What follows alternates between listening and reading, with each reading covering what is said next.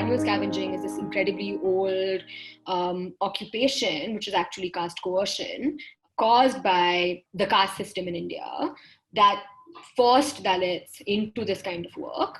And sewage work is just this new iteration of this, right? You have flush or water seal latrines, and then same communities are being forced to clean those pipelines.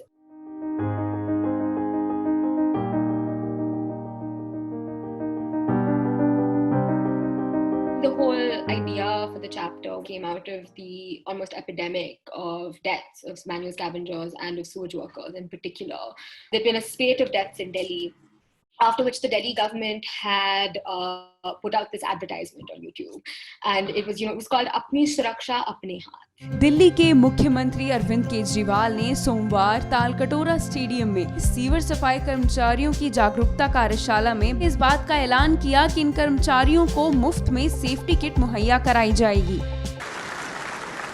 लेकिन फिर भी इसकी सबसे बड़ी जिम्मेदारी आपको लेनी पड़ेगी।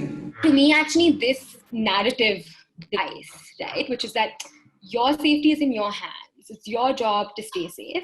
And it's ignorance that is preventing otherwise is very much emblematic of the government's attitude towards sanitation work and sanitation worker deaths. And then you also see around the 1800s, the way in which municipal governments and municipal authority made it their mandate to take over sanitation work, turning it into something that the state was responsible for.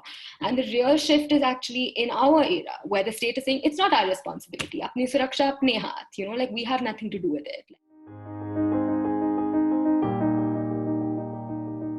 The really central shift historically that you see is that, well, even though caste as an institution and a structure of power has often forced people into sanitation and into manual scavenging and then now into sewage cleaning, there's actually a way in which modernization institutionalized that process. So with the widespread building of latrines in the colonial era, scavengers were imported from different parts of the country into sanitation work in the cities.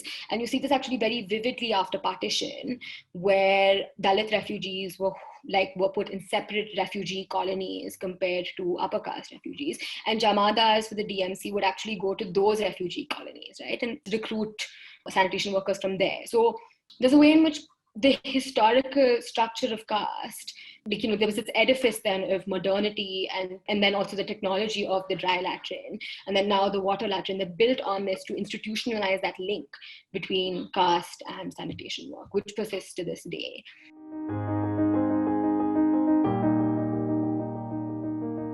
There is this shift that happens in the neoliberal era towards a certain kind of, not just a restructuring of like the public sphere or public services and functions, but actually in the very nature of labor itself. The fact that there's now rampant contractualization in sanitation work, and also the contractualized workers themselves often rely on informal workers who will come in and clean drains. So you've got a system then of employment that makes this sector not only difficult to regulate in a way, but actually it is the very structure of economic changes since the 1990s that has actually made contract work the norm in almost every form of employment in this country, and has eroded the basis of, or like the privileges, or actually we should say the rights of permanent employment.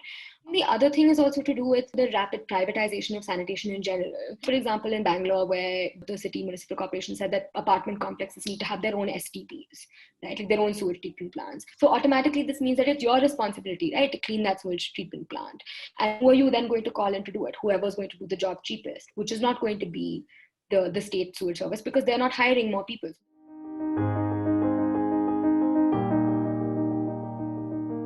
The main thing really is to end contractualization. I think that is one of the most important demands, ending contractualization, and then also ending the privatization of sanitation functions on individual residents. So if I have a septic tank in my house, it's my zimmedari to get that cleaned. And I think ultimately that's the problem, because that's actually where this lack of oversight starts to come in. We have to look beyond the existing laws to think about how labor laws in general have become diluted and difficult to mobilize.